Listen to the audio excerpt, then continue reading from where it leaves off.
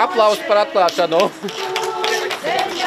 Rēzeknē jaunās telpās atradīsies nodibinājums lauku ekonomikas attīstībai Rēzeknes novadā jeb LEARN un ekopreču veikaliņš Zaļais. Šī būs vieta, kur doties konsultēties, iegūt informāciju par novada turismu pakalpojumu un mājražotāju piedāvājumiem, kā arī iegādāties veselīgus pārtikas produktus un preces.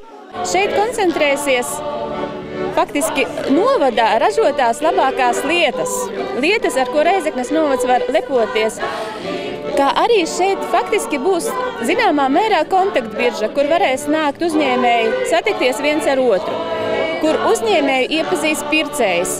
Jaunajās telpās būs arī tiešās pirkšanas punkts, kur būs iespēja iegādāties zemnieku izaudzēto un mājražotāju sagatavoto.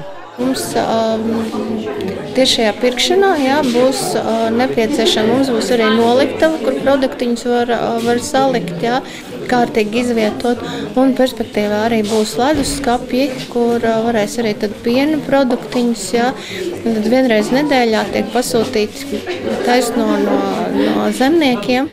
Ik viens pasākuma apmeklētājs varēja sev tīkamo iegādāties vietējo mājražotāju tirdziņā. Tajā piedalījās arī tie zemnieki, kuri iesaistījušies tiešās pirkšanas tīklā.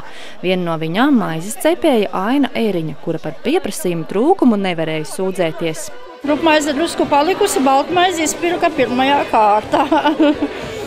Pašai tā ticās, ka tā tik pieprasīta maizīt? Vispār ne īpaši. Es domāju, ka cilvēki nav pieraduši pie īstās rudzu maizes, ka varbūt negribēs, bet pieprasījums ir, nespēju cept.